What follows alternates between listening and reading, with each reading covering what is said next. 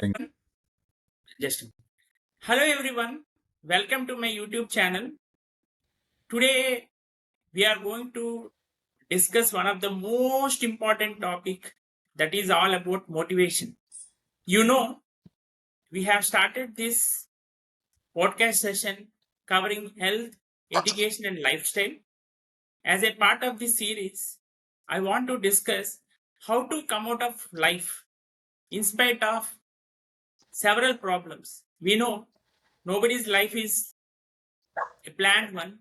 Definitely, there are some situations where we come across problems, and coming out of the problem, like a fighter or a soldier, is one of the most required part of our life. So, not wasting your valuable time, I want to introduce today's eminent guest who has really done that, none other than Dr. Rajdeep Manwani. So, I want to introduce Rajdeep Manwani in a formal way. So I am very privileged to have him today. Our guest today is someone whose life story redefines courage, resilience, and purpose. Dr. Rajdeep Manwani is an academician, a motivational and keynote speaker, and a role model who has inspired thousands of students, professionals, and leaders across the country. From being a school topper and avid reader to facing complete vision loss at the age of 13, Dr. Manwani turned what seemed like an impossible setback into a remarkable journey of impact. His grandfather once told him, "So, what if my grandson can't see the world? There will be a day where the world sees my grandson." And today, those words ring true, as the world indeed sees him for his achievements, his voice, and his vision. He has mentored over 25,000 individuals, delivered a TEDx talk, received multiple national and state awards, including the National Award for Empowerment of Persons with Disability from the Honorable President of India, and continues to touch lives with his voice and his message. Dr. Rajdeep, it's an absolute privilege to have you with us today. Welcome to the podcast. you So, so much. Thank you so much for calling me. It's an absolute pleasure coming to your podcast. thank you, sir. So, taking us back, what was it like when you lost your eyesight in 8th standard, sir? It was a very dark period at that particular point of time when I lost my eyesight because I was a very, very good student in class, getting above 95% all the time, topping the class. I was a very good cricket player, bowler, batsman. And then suddenly, when you lose your eyesight, 80-70% of your eyesight goes off at that particular point of time, and there was no technology. So everything turned into darkness. There was no screen reader. You had to rely on other people to read for you. And the question which kept repeating in my mind is, why did this happen to me? Why to me? And this is the question which most of us go through when we go through any adversity or difficulty. Why did this happen to me? But at this point of time, when I've gained the maturity, I've realized that asking why is a very bad question because you never get answers to why in life. Why should the greatest propagator of non-violence, Mahatma Gandhi, die such a violent death? Why should the greatest apostle of love, Jesus, be crucified? So I used to ask the question why, and it used to take me in loops. But now I've realized that whenever you face adversity and difficulty, you should ask the question how and what. How should I come out of the situation? What should I do to face my adversity? What should I do to deal with this situation? And that's the right approach to deal with life, especially when you're going through a difficult period, rather than asking how, rather than asking why. Ask the question how, ask the question what. And that is what is important. Exactly, sir. You told 100% thing. Most of the people, they feel that why it happened to me, but already it has happened. How to come out of that is the biggest target for anybody's life, and you have proved that. Thank you, sir, for that point. And your grandfather's words became your life's compass. How did they shape you? It is very, very important to have somebody who backs you. You know, there is a famous story in Greek mythology called the Pygmalion. story. What was it? What happened in that story was that there was this sculptor, and he took his hammer and chisel and he sculpted the sculpture of a very beautiful woman called Narcissa. And he fell in love with that own sculpture, and then he used to love it, he used to embrace it, he used to hold its hand. And seeing his love for that sculpture, the gods put life into that sculpture and it came to life. That is called the Pygmalion effect. And I think so, this Pygmalion effect plays out in our lives also in some way or the other. When somebody expects the best from you, when somebody puts faith in you, that can be a big turning point in your life. Like my grandfather did. He told me, what if you cannot see the world? There'll be a day when the world will see your grandson. Uh, this happened when I had lost my eyesight and I was going through this difficult period and I was feeling low. And many of the neighbors used to come to my house and they used to tell my grandfather, oh, your grandson has become blind. What is going to happen to his life? And my grandfather used to tell, what if the world cannot see my grandson cannot see the world? There will be a day when the world will see my grandson. That instilled a lot of confidence. And I think so every individual should put faith in somebody so that their life can change. Helen Keller was deaf, she was dumb, she was blind. But there was one person called Anne Sullivan who put faith in her. It's okay if she cannot see. It's okay if she cannot hear. I will teach her braille, I will teach her to touch, and I will make her learn things. And she put faith in that person, in Helen Keller, and she turned out. Albert Einstein was a very, very difficult student. He could not speak properly till the 8th of age standard. And the school teacher wrote to his mother, your son is doomed for life. But his mother put faith in him and she said, that is your opinion, not mine. And she continued to trust him, schooled him at home, and he turned out to be one of the world's greatest scientists. So I think so you need some individual who is there to put faith in you. And if you can put faith into somebody and believe that that person can perform, more often than not, that person will perform in life and he will do something. So my grandfather played a very, very important role in putting that faith in me, and he expected the best from me and I could turn out my best. Yes, sir. You lived up to the expectation of your grandfather and you reached to a peak where you have received the award from Honorary President of India. That is a great achievement, sir. It motivated us a lot. What gave you strength during your darkest moments? See, there is a beautiful story which I had heard many years back, and I just want to repeat that story. When you're going through a dark life, there was this famous king, and he called all the wise people of the country and he said, can you condense the scriptures of the entire world into one book? So all those wise people sat down and they condensed the scriptures of the entire world and they put it in one book. But when he read the book, he said, this is too much. Can you condense the scriptures of the entire world into one chapter? So they sat and they condensed the scriptures of the world into one chapter. When he read through the chapter, this is too much, 40 pages. I can't go through this too much. So can you condense the scriptures into one page? They condensed it into one page. Even when he went through one page, he said it's too much. Make it into one paragraph. Oh. The wise men were a little troubled, but they condensed the scriptures, the wisdom of the entire world into one paragraph. After reading that paragraph, he told, okay, can you make it only one line, which I can wear it on my ring, which I can read every time, which will make me go through difficult times and the good times? And they condensed the scriptures of the entire world into one single line, and that line was, this too shall pass. Whatever difficult period you are, it will not last forever. Whatever Yes, good sir. things you're going through in life will not last forever.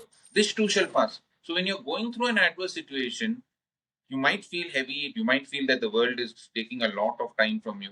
But remember that it never stays permanent forever.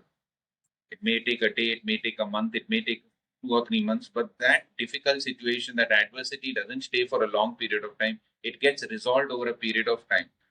We went through Corona when we thought it was such a difficult period. People lost jobs, people lost faith, people couldn't go out. But even that went through. So everything takes its own time. And I think so the most important lesson to learn is, and that gave me strength in my adverse and my dark time, is just remembering this line, this too shall pass. Yes, sir. Definitely, that is a word of motivation. And here, how did you discover that your voice could touch lives? That is a very interesting story. I was teaching in college in early days, and I felt that I did not have a good friend circle other than my people in my group. So I wanted to develop a good friend circle. And one of my friends who was also visually impaired suggested that there is a club called Toastmasters Club. It's a worldwide movement. And it was very near my house. It was in a college near my house. So I went to this club called the Bangalore Toastmasters Club near my house. And I started going there, and over there, people rehearse public speaking, just like in Lions Club, you do social causes, and Rotary Club, you do some social projects. In Toastmasters Club, they teach you how to speak. Means it's a club where people come together, like-minded people come together, and they actually experiment on prepared speeches. They giving topics on the spot, and I felt so comfortable over there. And I started speaking over there, and there was one of the members in that club who told me, you speak so well. Why don't you come and speak to our company? The company was Soba Developers. And I went to that company and I spoke to the managers there. And they enjoyed it and they found it very, very motivational. And from there, I started getting referrals to different places. And from there, my journey took off. And I found out that my voice and my words can have an impact on the world. Yes, sir. Definitely, your voice has a lot of impact, and what you have chosen is a wonderful path. And what is the most powerful transformation you have seen in someone you mentored? This is a very interesting story again. When I was in my earlier college, we had something called as the mentorship scheme. What is the mentorship scheme? Was that a few students, I'm a lecturer as you know, and uh, a few students were given, around 10, 20 students were given to you as mentees. And you had to meet them every week and talk to them not only about their academic performance, but also talk to them about their personal life. There was this one girl who used to be very clever and very bubbly and very good girl. I'll just change her name to keep her anonymity. Nandini was her name, and she used to come and I used to mentor her and used to ask her any problems. No, first semester, second semester, she was good, but suddenly the third semester, her performance started coming down. She was getting from 80%, she came down to 60 to 50. She was very lost in class. She never used to listen properly in class, and I used to keep asking her, "What happened, Nandini?" Nothing, sir. Nothing, sir. I'll improve in the next class, in the next semester. I kept asking her friend, does she have any relationship issue? Does she have any other issue? They told no, sir, nothing. And I used to keep asking her. One day, when she was in the fourth semester, suddenly when I was in my room alone, she broke down. She burst into tears. She told, sir, you have been asking me what is my problem. Sir, I had a big problem. In the mid semester holidays, in the third semester holidays, my father met with an accident and he died. Oh. And my mother, she's married again. And my stepfather is very, very bad, sir. He troubles me, shouts at me. In front of my mother, he'll act good, but he'll be abusing me. He'll be talking all sorts of rubbish things. And I don't know how to handle it. I used to keep listening to her, encouraging her. But suddenly in the fifth semester, this girl disappeared from college. She was not found only. We tried to trace her to her house. She had changed her house. She had not given the wrong mobile number. And I kept wondering, might be I did not mentor her properly or what I did that this girl has suddenly disappeared. Anyway, time passed. And as I told you, I'd gone to Soba Developers as a motivational speaker after 2 or 3 years. And one of their sessions was for the middle level management. So I gave the Oh. session to the middle level management, and I was coming down. I felt a pat on my back, and I turned around, and there was this girl. She told, "Sir, remember I'm Nandini." I told, "Yeah, where were you? I was so worried." She told, "Come, sir, I'll tell you." I went to her cubicle, and she told me, "Sir, you know what? Uh, if I'm alive, it's only because of you." I said, "What are you talking?" Oh. She held my hand and she said, "See, when you were counseling me and listening to me, that was the darkest period of my life. But I used to keep thinking, if this person who's not at all connected with me listens with me, motivates me, then I can do better with my own relatives. I contacted my father's sister. She told no need of living in that house. I went to live with her, and I didn't want my mother and my stepfather to trouble me, so I deleted all the information. I did my MBA through correspondence, and now I'm working as the secretary to the managing director of Soba Developers. Sir, thank you so much for being a good listener, empathetic listener, and also making a difference in my life. So I thought that gave me a lot of satisfaction that I had pulled out a girl from a very difficult situation to where she stood now, being an MBA and also being a person who could face life. Superb, sir. As you rightly told, mentorship is one of the most important part of the teaching profession and definitely changes students' lives. So, coming to the next point, was there ever a time you thought of giving up? What brought you back? There are so many times when you feel, that, oh my God, I shouldn't continue or I shouldn't give up.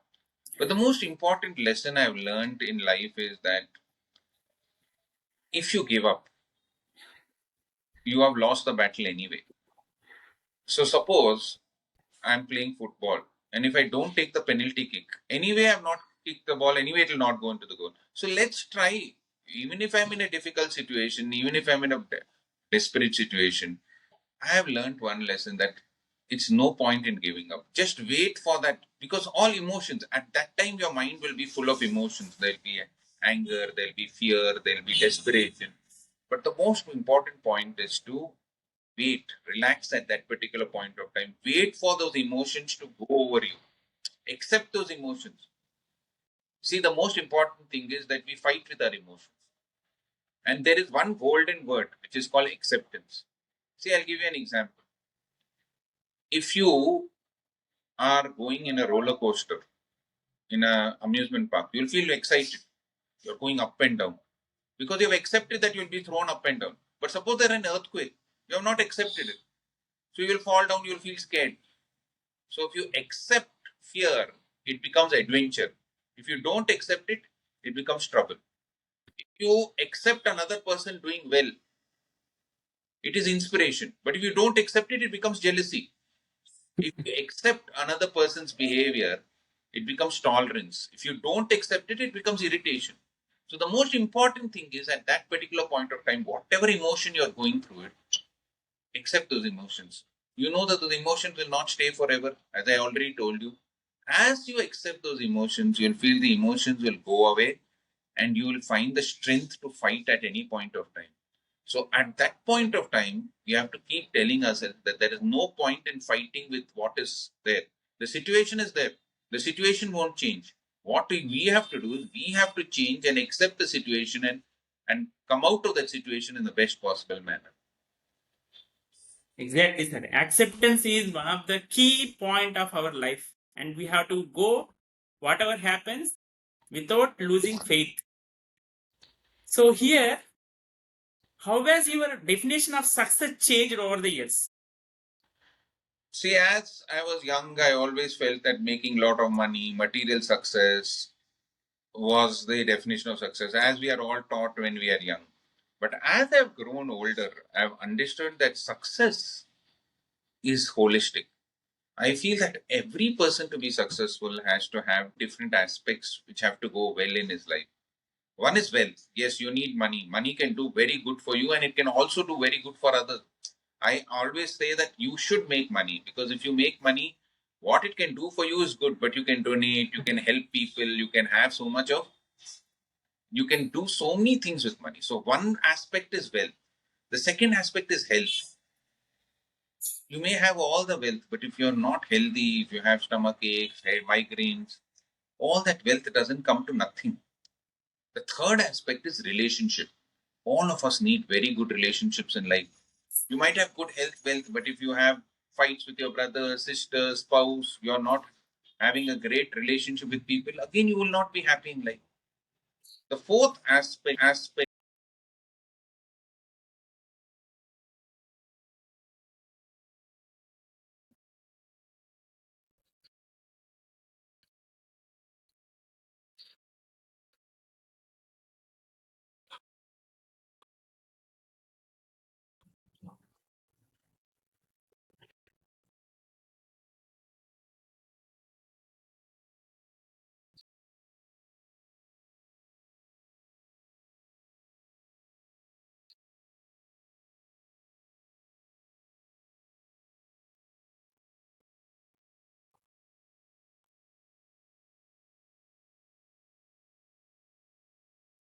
Well said, sir. That is true.